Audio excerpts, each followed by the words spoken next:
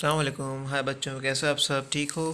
तो आज का हमारा टॉपिक है मल्टीप्लिकेशन ऑफ वेक्टर्स। हमारा टॉपिक है multiplication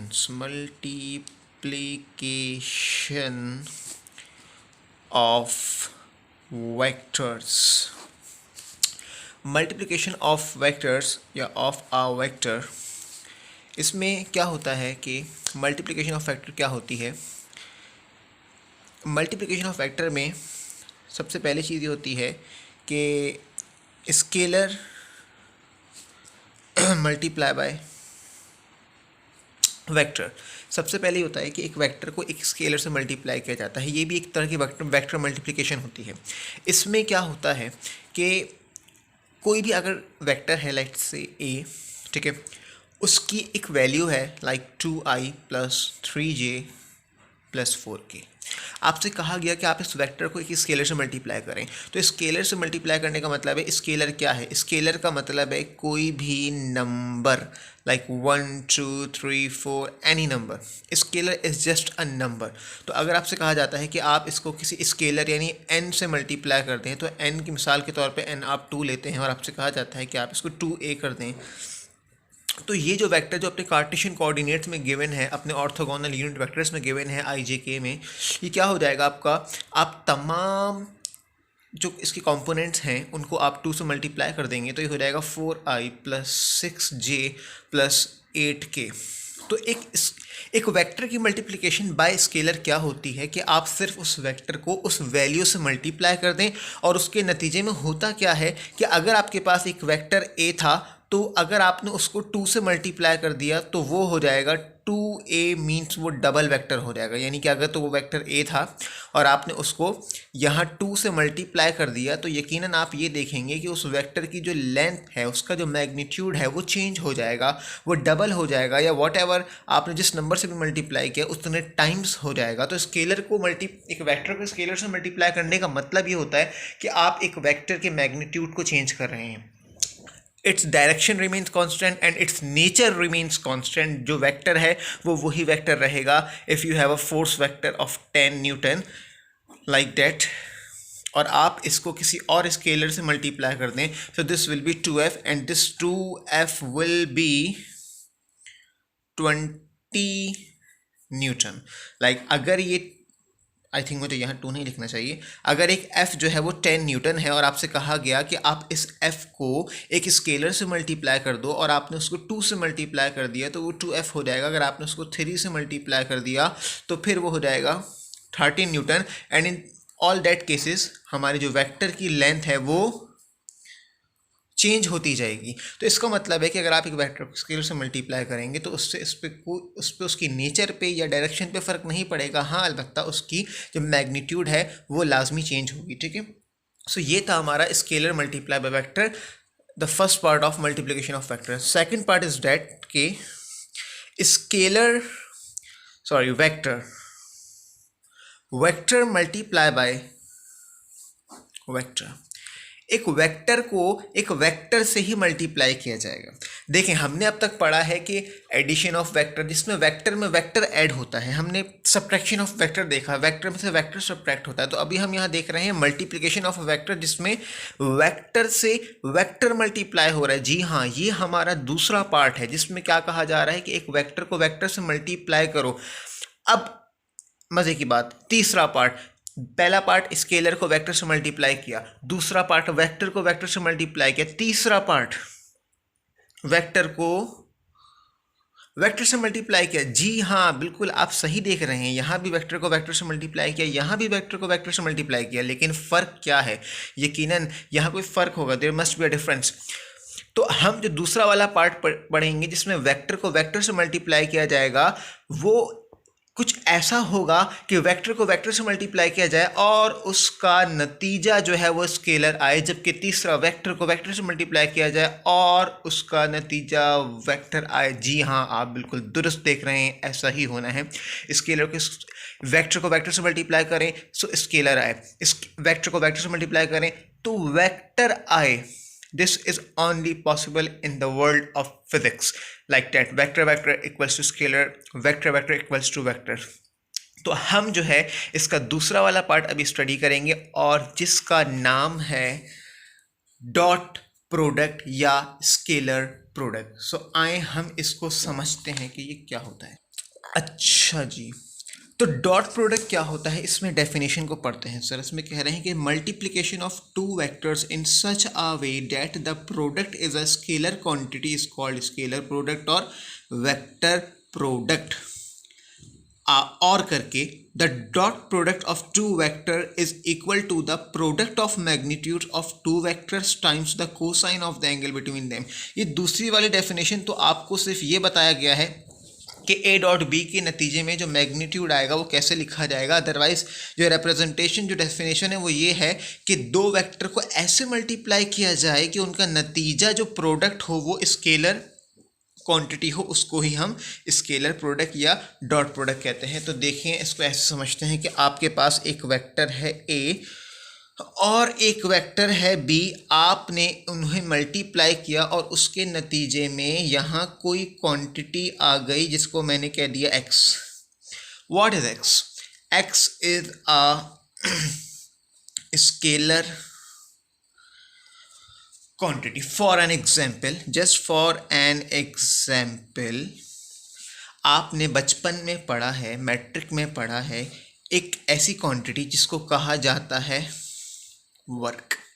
work is what? Work is a scalar quantity because it has no specific direction. You may work in any direction, the result will be the same. हम vector को, हम work को कभी vector representation से नहीं show करते, नहीं करते, बिल्कुल भी नहीं करते। सो लिहाजा work is a scalar quantity. और हमने ये पढ़ा है कि वर्क का फॉर्मूला होता है F D. F is force, D is displacement. If you have a block and you apply some force, आपके पास एक ब्लॉक है, आप उस पर फोर्स अप्लाई करते हैं तो वो उस फोर्स की ही डायरेक्शन में डिस्प्लेस हो जाता है। You have two vectors F and displacement vector. So लिहाजा इन दो वेक्टर्स के प्रोडक्ट के नतीजे में आपको वर्क मिलता है and this work is a scalar quantity. तो जी हाँ, यही वो मिसाल है जो यहाँ सूट करती है कि दो वेक्टर्स को मल्टीप्लाई किया जाए और उनका नतीजा हमें स्केलर क्वांटिटी मिले। अच्छा जी, तो देखें, अब यहाँ ए और बी को मल्टीप्लाई कराया, नई क्वांटिटी स्केलर क्वांटिटी आई, तो इसके दरमियान क्या लिखा जाएगा? इसके दरमियान एक अदर डॉट डाल दिया जाएगा। वो स्केलर क्वांटिटी एक्स है। उसको लिखने का तरीका क्या है वो यहाँ बताया गया है कि the dot product of two vector is equal to the product of magnitudes of two vector. दोनों वेक्टर्स का magnitude times the cosine of the angle between them, like that you have two vectors a b.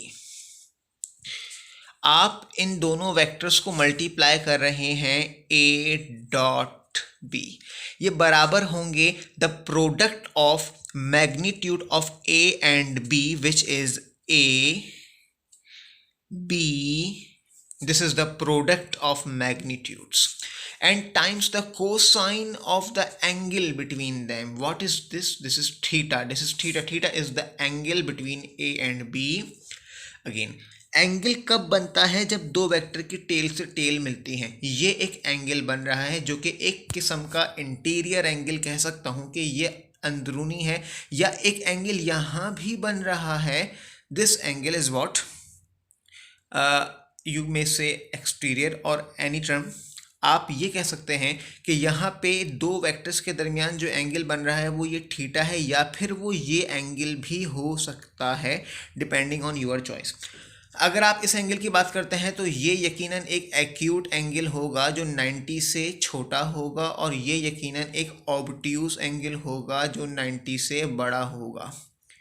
In both that case the resultant will be same. दोनों सूरतों में answer हमारा एक ही रहेगा, लेकिन याद रखा जाएगा आवर चॉइस विल बी, हम किसकी चॉइस करेंगे? हम चॉइस करेंगे स्मॉलर एंगल की। जब भी हम डॉट प्रोडक्ट लेंगे तो हम स्मॉलर एंगल की चॉइस करेंगे विच विल बी थीटा। अगर आप ये वाला एंगल लेते हैं तो ये एंगल होगा 360 डिग्री माइनस थीटा, लेकिन हम ये एंगल नहीं लेंगे, हम ये वाला एंगल यूज़ करेंगे। तो लिहाजा A dot B is equals to A B cos theta, और इसको ऐसे भी लिख सकते हैं ए dot B equal to A B cos theta. अगर तो आपके पास दो वेक्टर हों, ठीक है, अगर तो आपके पास दो वेक्टर हों ए, जिसकी वैल्यू आपको बता दी जाए कि वो वेक्टर है 5 यूनिट का, ठीक है, और अगर तो उसकी वैल्यू, और एक वेक्टर आपको बी बता दिया जाए उसकी वैल्यू है 4 यूनिट, और आपको बता दिया जाए कि इनके दरमियान एंगल 60 डिग्री है, तो आप पहले तो यूँ बना सकते हैं, एक वेक्टर ए, एक vector B, angle is 60, this is 5 unit, this is 4 unit. और अगर आप इनको मल्टीप्लाई करेंगे तो ये 4 5 20 नहीं होगा, बल्कि इनके लिए हमें ये डॉट प्रोडक्ट का फॉर्मूला अप्लाई करना पड़ेगा, A dot B equal to A B cos theta, which will be 4 into 5 into cos 60। आप इस वैल्यू को सॉल्व करके इसका आंसर निकाल सकते हैं, तो लिहाजा ये ए डॉट बी का आंसर आ जाएगा डेफिनेटली, ठीक है। अच्छा जी, तो यहाँ से हमें पता चला कि डॉट प्रोडक्ट क्या होता है कि दो वेक्टर्स को मल्टीप्लाई किया जाए और उनके नतीजे में जो भी क्वांटिटी हो वो एक स्केलर क्वांटिटी अपीयर हो जाए, तो ऐसे प्रोडक्ट को डॉट प्रोडक्ट या स्केलर प्रोडक्ट कहा जाता है। अब हम ये देखते हैं कि अगर हमारे पास एक वेक्टर अपने ऑर्थोगोनल यूनिट वेक्टर में दिया हुआ है, या जो है वो अपने कार्टेशियन कोऑर्डिनेट्स में गिवन है। क्या होते हैं ये? होते हैं लाइक 2i + 4j + 6k। ये जो i, j और k हैं, these are the unit vectors, orthogonal unit vector. Orthogonal का मतलब होता है परपेंडिकुलर, यानी आपके पास एक वेक्टर a है, वो अपने कंपोनेंट्स में ब्रेक हुआ है a x i, a y j, a z k. So I j k are the unit vectors perpendicular to each other, that's why they are orthogonal. तो अगर आपको एक वेक्टर अपने कार्टेशियन कोऑर्डिनेट्स में दिया हुआ है और एक और वेक्टर दे दिया गया है like that 4i + 5j + 7k, this is a random value, ठीक है। अच्छा, अब आपके पास ये दो वेक्टर जो थे a और b, ठीक है, in any certain direction like this a and b, there's angle between them, आपने इनका प्रोडक्ट मालूम करना है, लेकिन आपको a का मैग्नीट्यूड या b का मैग्नीट्यूड नहीं गिवन, आपको इनकी कार्टेशियन कोऑर्डिनेट्स गिवन है, इनके यूनिट वेक्टर के टर्म्स गिवन है, और आपको इनके दरमियान कोई एंगल नहीं पता, लेकिन आपको इनका प्रोडक्ट मालूम करना है। तो आए हम इस चीज़ को समझते हैं पहले। अब यहाँ क्या होगा, हमें यहाँ पे अब एक चीज़ सीखनी पड़ेगी। वो चीज़ हमें यहाँ ये सीखनी पड़ेगी कि देखें, जब भी आपके पास फॉर एग्जांपल एक वेक्टर a और एक वेक्टर b का डॉट लिया जाए, ठीक है, तो एक कंडीशन ऐसी आती है कि a डॉट b 0 हो जाता है। वो कंडीशन क्या होती है? वो कंडीशन कुछ ये होती है कि अगर तो a डॉट b 0 होने का मतलब ये है कि a dot b equal to a b cos 90। इसका मतलब ये है कि दोनों वेक्टर एक दूसरे के परपेंडिकुलर हैं, तो इसका मतलब कॉस 90 क्योंकि 0 हो जाता है, तो लिहाजा a डॉट b 0 हो जाएगा। अगर तो हमसे कहा जाए कि a is not equals to 0, b is not equals to 0, लेकिन a डॉट b 0, देखें बड़ी मजे की बात, a 0 नहीं है, b 0 नहीं है, लेकिन a डॉट b 0 है, then how is it possible? It is possible अगर a b के परपेंडिकुलर है, तो ये बात पॉसिबल है हमारे लिए। अच्छा जी, तो देखें अब हम ये देखते हैं कि अभी मैंने आपको बताया कि अगर दो वेक्टर जो परपेंडिकुलर हों वो 0 होता है उनके प्रोडक्ट। तो आए हम आज ये चीज़ सीखते हैं कि अगर आपके पास इस तरह से लिखा जाए like i dot i, j dot j, k dot k, these are the unit vectors, same vectors i dot i, j dot j, k dot k, इसको कहा जाता है सेल्फ प्रोडक्ट, ये एक सेल्फ प्रोडक्ट है। सेल्फ मीन्स कि एक vector अपने आप से मल्टीप्लाई हो रहा है। यहाँ आप देखें यहाँ क्या हो रहा है, यहाँ हो रहा है आई डॉट जे, जे डॉट के, के डॉट आई। इनमें क्या फ़र्क है? अगर आप यहाँ गौर करें तो ये आई डॉट आई बनेगा आई स्क्वायर कॉस ज़ीरो, ये बनेगा जे स्क्वायर कॉस ज़ीरो, ये बनेगा के स्क्वायर कॉस ज़ीरो। क्यों? क्योंकि आपको पता है कि ए dot B A B cos theta होता है, तो आई डॉट आई होगा i i cos theta, j dot j j j cos theta, k dot k cos theta, तो वो k square j square i square हो जाएगा। Similarly यहाँ क्या होगा, आई डॉट जे हो जाएगा आई जे कॉस 90, जे के कॉस 90, के आई कॉस 90। यहाँ 90 क्यों लिया जा रहा है? क्योंकि ये डिफरेंट वेक्टर हैं, और ये डिफरेंट जो होते हैं आपको पता है कि आई के साथ जो जे होता है वो परपेंडिकुलर होता है, सही है। इसी तरह जे के साथ के, ये रहा जे वेक्टर और ये रहा के वेक्टर। जे वेक्टर के साथ के वेक्टर परपेंडिकुलर होता है, 90 डिग्री बनाता है। इसी तरह के साथ आई वेक्टर, ये रहा के वेक्टर और ये रहा आई वेक्टर, ये एक दूसरे से 90 डिग्री का एंगल बनाते हैं। तो इन तमाम वेक्टर के दरमियान जो एंगल है वो 90 डिग्री होता है। लिहाजा आपको पता है कि 90 ज़ीरो होता है, तो ये भी ज़ीरो हो जाएगा, ये भी ज़ीरो हो जाएगा, ये भी ज़ीरो हो जाएगा। It means that i dot j, j dot k dot i all equal to zero. ये बहुत काम की इंफॉर्मेशन है, that i dot j dot k dot i equals to zero. Similarly आपको पता है कि कॉस ज़ीरो जो है वो 1 होता है, कॉस ज़ीरो की जो वैल्यू होती है वो 1 होती है, तो लिहाजा ये हो जाएगा आई स्क्वायर जे स्क्वायर के स्क्वायर। और आई जे के जो होते हैं ये क्या होते हैं? आई एक यूनिट वेक्टर है, इसकी वैल्यू होती है 1 यूनिट, जे भी है 1, के भी है 1, तो लिहाजा आई स्क्वायर होगा 1, जे स्क्वायर होगा 1, के स्क्वायर होगा 1।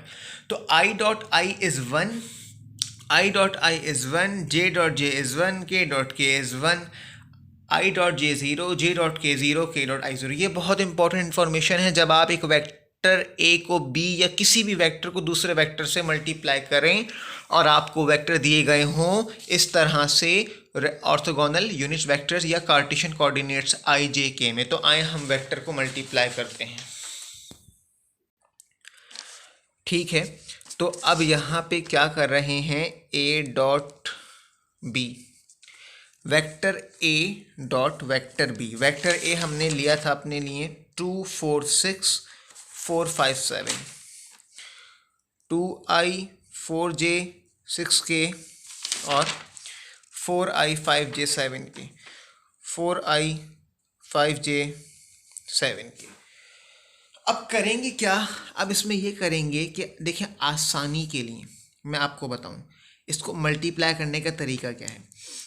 आपने करना क्या है कि आपने आई को आई वाले से मल्टीप्लाई कर देना है और इसको ऐसे लिख देना है 2 4 8 और यहाँ लिख देना है आपने 1। अच्छा, ऐसा क्यों करते हैं समझ आता है भी। फिर आपने जे को जे से मल्टीप्लाई करना है और ये हो जाएगा 4 5 20 और यहाँ लिख देना है 1। फिर यहाँ हो जाएगा के को के से मल्टीप्लाई करना है और यहाँ लिख देना है 6 7 कितना होता है 6 6 36 6 7 42। ठीक है, 42 और ये हो जाएगा आपका 1। ऐसा क्या करा मैंने? देखें, असूलन होना ये है कि ये आई इन सबसे मल्टीप्लाई होगा। देखें, अगर ये सबसे मल्टीप्लाई होगा ये क्या बनाएगा? ये बनाएगा आई डॉट आई, आपको पता आई डॉट आई 1 होता है। फिर ये बनाएगा आई डॉट जे, आपको पता आई डॉट जे 0 होता है, वो टर्म ख़त्म हो जाएगी। फिर ये बनाएगा आई डॉट के, वो टर्म ख़त्म हो जाएगी। फिर ये बनाएगा जे डॉट आई, वो ख़त्म हो जाएगा क्योंकि वो 0 है। फिर ये बनाएगा जे डॉट जे 1 होता है, ये आ गया। फिर ये बनाएगा जे डॉट के 0 होता है, ख़त्म। फिर के डॉट आई 0 होता है, के डॉट जे 0 होता है, के डॉट के 1 होता है। तो लिहाजा आपने यहाँ एक हिंट दी, ये बता दिया कि जो सेम वाले हैं, सेम वाले हैं, आपने उनको 1 ले लिया और डिफरेंट वाले जो हैं आपने उन्हें ज़ीरो ले लिया और आपने ये डायरेक्ट काम कर दिया और आपने इनको मल्टीप्लाई करके प्लस किया। अच्छा, आपको बता दिया था ना मैंने कि आई डॉट आई जो है वो जे डॉट जे के डॉट के 1 है और डिफरेंट वाले जो हैं वो ज़ीरो हैं। तो लिहाजा जब आप इन सबको एक्सपेंड करते हैं तो इसमें 3 जो हैं वो सेम वाले आते हैं, 6 जो हैं वो डिफरेंट वाले आते हैं, वो सब के सब जो हैं वो ज़ीरो हो जाते हैं। अब डिफरेंट डिफरेंट आप यहाँ गौर कर लीजिएगा खुद से ओपन करके, जैसे आई के, जे के आई, के जे, तो ये 6 डिफरेंट बनेंगे। लिहाजा भी हो जाएगा 4 + 20 + 42, तो ये हो जाएगा आपका 42 और 4 46, 46 और 20 हो जाएगा 66। सो ए डॉट बी जो होगा वो होगा 66, which will be a scalar, just an scalar. So this is a dot product. अच्छा जी, यहाँ तक हमने सिर्फ इतना सीखा कि उसकी डॉट प्रोडक्ट क्या होता है और दो वेक्टर को कैसे डॉट प्रोडक्ट से कैसे उनका डॉट प्रोडक्ट सॉल्व किया जाता है।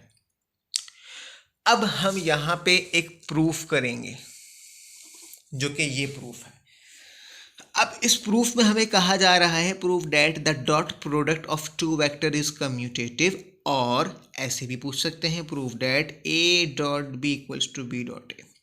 आपके पास सवाल आएगा कि साबित करें कि dot product of two vector commutative होता है। कम्यूटेटिव का मतलब होता है कि अगर आपने पहले एक वेक्टर ए और बी को मल्टीप्लाई कराया इस ऑर्डर में और फिर आपने इनको ऐसे मल्टीप्लाई कराया ऑर्डर को चेंज करके, so answer will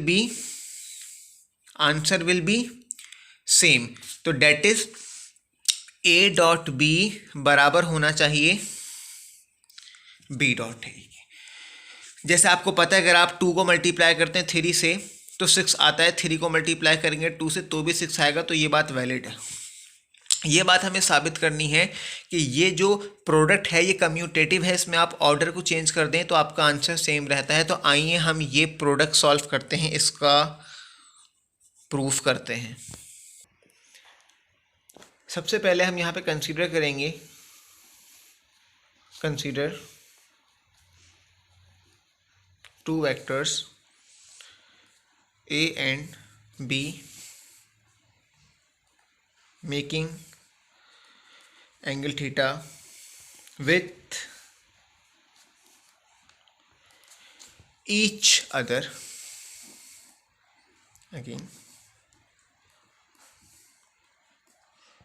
like that, angle will be smaller. हम स्मॉल एंगल की चॉइस लेंगे। एंगल ये भी बन सकता है लेकिन हम ये वाला एंगल लेंगे, ठीक है। अच्छा, हम इसमें जो इनका प्रोडक्ट है वो 2 तरीक़ों से ले सकते हैं, या तो ए डॉट बी या तो b dot a, and both will be same, both should be same, और इनको सेम होना चाहिए या must be same, whatever you may use. अच्छा, अब जो है ए डॉट बी और बी डॉट ए दोनों सेम हैं या होने चाहिए, हम इसी का प्रूफ कर रहे हैं। तो पहले हम क्या करते हैं, पहले हम ए डॉट बी सॉल्व करते हैं। ए डॉट बी सॉल्व करने के लिए हम करेंगे क्या, हम ये लिखेंगे कि ए dot b is equal to, हम यहाँ अब एक नई डेफिनेशन समझते हैं जो कि यकीनन इस प्रूफ को करने में काम आएगी। The dot product of two vector is equal to the product of magnitude of projection of second vector on to the direction of first vector and the magnitude of first vector. इसमें ये कहा जा रहा है कि जो dot product of two vector होगा वो बराबर होगा product of magnitude of projection of second vector onto the direction of first vector and magnitude of first vector। इसका मतलब ये है कि ए डॉट बी को ऐसे भी लिखा जा सकता है, डेफिनेशन को मैं आसान लफ्ज़ों में बता रहा हूँ, वो ऐसे लिखा जा सकता है कि दूसरा वाला वेक्टर है उसकी प्रोजेक्शन ली जाए पहले वाले वेक्टर की डायरेक्शन में और पहले वाले वेक्टर का मैग्नीट्यूड, ये है product. This is a product. Product किस चीज़ का है, पहला वाला वेक्टर ऐसे ही आ जाएगा उसका मैग्नीट्यूड, दूसरे वाले वेक्टर का प्रोजेक्शन आएगा पहले वाले वेक्टर की डायरेक्शन में। सिमिलरली अगर ये ऐसे लिखा जाए बी डॉट ए, तो डेफिनेशन क्या है डॉट प्रोडक्ट की कि product of magnitude of projection of second vector on to the first vector. तो सेकंड वेक्टर कौन है? ए। तो इस वेक्टर का प्रोजेक्शन बी की डायरेक्शन में और जो पहला वाला वेक्टर है उसका मैग्नीट्यूड। अगर ये ऐसे लिखा हुआ है ए डॉट सी, तो क्या होगा? ए सी ए। अगर ये लिखा हुआ है सी डॉट डी, तो ये क्या होगा? C d c. Is it clear? तो हम इस कॉन्सेप्ट का यहाँ इस्तेमाल करते हैं। हमारे पास जो है यहाँ जो वेक्टर है इसमें हम कॉन्सेप्ट इस्तेमाल करेंगे प्रोजेक्शन का। प्रोजेक्शन को आप शैडो कह सकते हैं, साया कह सकते हैं, या इन टर्म ऑफ फिजिक्स आप इसको कंपोनेंट कह सकते हैं, एक टुकड़ा, एक कंपोनेंट। अब ये प्रोजेक्शन कैसे आता है देखें। हमने क्या करना है, हमने प्रोजेक्शन जो लेना है वो बी का प्रोजेक्शन लेना है। तो लिहाजा यहाँ पे क्या करते हैं, ये वेक्टर ए, ये वेक्टर बी, तो जिसका प्रोजेक्शन लेना है उसको ड्रॉप कर दें दूसरे वाले वेक्टर पे परपेंडिकुलर बना के। और यकीनन ये वाला वेक्टर इस वाले वेक्टर का एक कंपोनेंट है जिसको नाम दिया जाएगा बी साइन थीटा, और इसको कहा जा सकता है बी वाई। तो यकीनन ये वाला कंपोनेंट जो होगा ये होगा b x equal to b cos theta, क्योंकि यहाँ जो एंगल है वो है थीटा। अब जनाब ये जो कंपोनेंट आया है इसको ही प्रोजेक्शन या शैडो कहते हैं। ये किसका कंपोनेंट है? ये वेक्टर बी का कंपोनेंट है, जो कि वेक्टर बी की प्रोजेक्शन है, इसका शैडो है, इसका साया है ए की डायरेक्शन में। बी का प्रोजेक्शन है, गौर से देखें, ये रहा बी का प्रोजेक्शन यहाँ से यहाँ तक, इसको लिखा जाएगा बी ए। ये किसकी डायरेक्शन में है? ये वेक्टर ए की डायरेक्शन में है। तो लिहाजा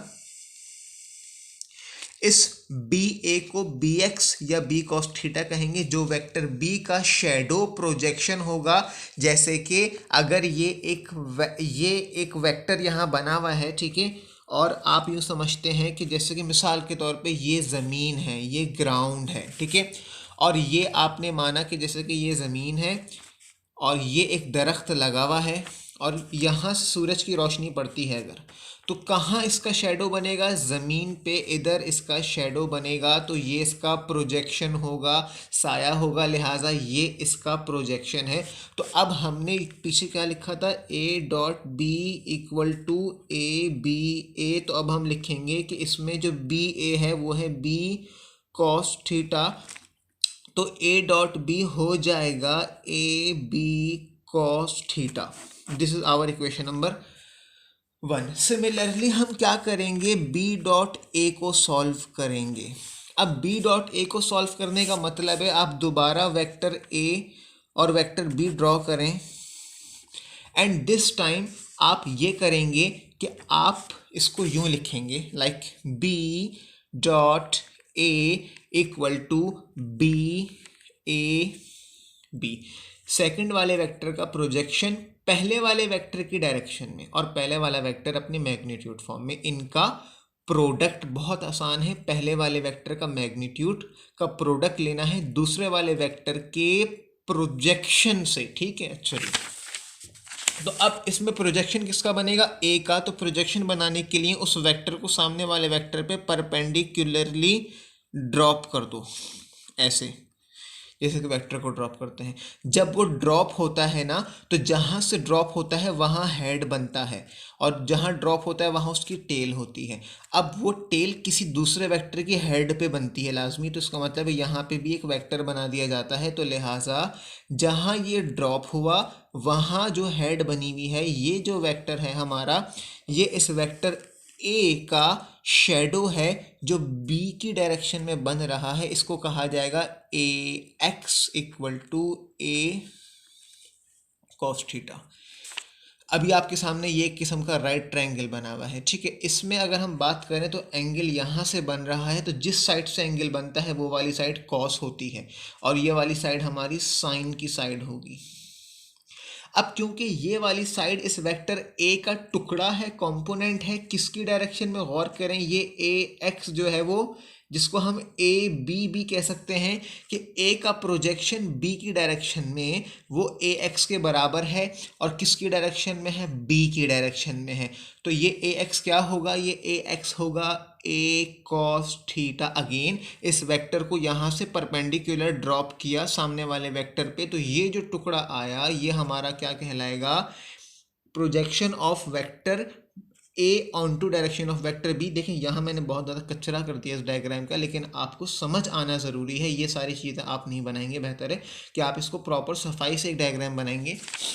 अच्छा, जिसमें ये हो जाएगा कि जो बी अपनी जगह ऐसे ही रहेगा, ये जो ए बी है ये ए बी बराबर किसके हो जाएगा, ये ए बी हो जाएगा ए कॉस थीटा, ए कॉस थीटा। और बी डॉट ए को हम ऐसे लिख सकते हैं बी ए कॉस थीटा, या और करके बी डॉट ए को लिख सकते हैं ए बी कॉस थीटा। मैं इस ऑर्डर को चेंज कर सकता हूं क्योंकि ना तो ये डॉट है ना तो ये क्रॉस है, it is a simple multiplication. B A b, b dot a को आप बी डॉट ए को आप इस तरह लिख सकते हैं ए बी कॉस थीटा, क्योंकि अगर आपने ए डॉट बी से भी सॉल्व किया तो भी ए बी कॉस थीटा आया, आपने बी डॉट ए से सॉल्व किया तो भी ए बी कॉस थीटा आया। तो लिहाजा अगर आप इक्वेशन नंबर 1 और 2 को कंपेयर कर दें, कंपेयर 1 एंड 2, तो आप क्या गेट करेंगे, that a dot B is equals to b dot a. So hence this is commutative, it is proved. अच्छा जी, मैंने आपको ये जो मेथड बताया है, ऑब्वियस सी बात है, मैंने आपको ये जो टेक्स्ट बुक का मेथड है वो बताया है। इसमें एक और मेथड भी होता है जो थोड़ा सा आसान सिंपल मेथड होता है, जो कि हमारी बुक का हिस्सा नहीं है, लिहाजा मैं उसको उस मेथड से नहीं बता रहा। अगर हम चाहें तो उसको यहाँ ऐसे देख सकते हैं कि देखें ये वेक्टर ए और बी है अगर, तो आप अगर ये वाला एंगल ले रहे हैं जो कि ए से बी के दरमियान एंटी क्लॉकवाइज डायरेक्शन में है, तो इसका मतलब है कि आप ए और बी का प्रोडक्ट ले रहे हैं जो कि definitely a B cos theta होता है। अगर आप बी यानी कि अगर आप बी डॉट ए की बात कर रहे हैं तो उसका मतलब है कि आप वो एंगल ले रहे हैं जो बी से ए बनता है। तो B से A बनने वाला एंगल, अगर आप ये वाला एंगल लेंगे ना, इसको नहीं लेंगे क्योंकि आप किसकी बात कर रहे हैं, B को A से मल्टीप्लाई कर रहे हैं, तो आप B से A बनने वाला एक्सटीरियर एंगल लेंगे तो डेफिनेटली बात है ये पूरा एंगल 360 डिग्री का बनता है। लेकिन यहाँ से यहाँ का एंगल क्या होगा, 360 डिग्री माइनस थीटा। तो आप इसको कैसे लिखेंगे, बी ए कॉस 360 माइनस थीटा। अब ट्रिग्नोमेट्री के फॉर्मूले के अकॉर्डिंग कॉस 360 माइनस थीटा बराबर होता है कॉस थीटा के। This is a proof, again another proof या एक ट्रिग्नोमेट्रिक आइडेंटिटी फॉर्मूला है कि cos 360 minus theta is equals two plus cos theta, यानी कि हमें कॉस थीटा ही मिल जाता है। अगर आप इसको प्रूफ करना चाहें कर सकते हैं, कैलकुलेट भी करना चाहें कर सकते हैं।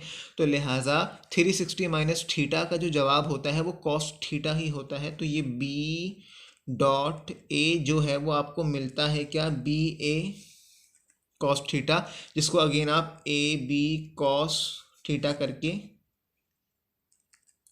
लिख सकते हैं। ये जो मेथड मैंने आपको बताया ये एक और मेथड है जो कि इससे थोड़ा इजी हो सकता है अगर आपको ये समझ आए और आप चाहें तो इससे भी कर सकते हैं।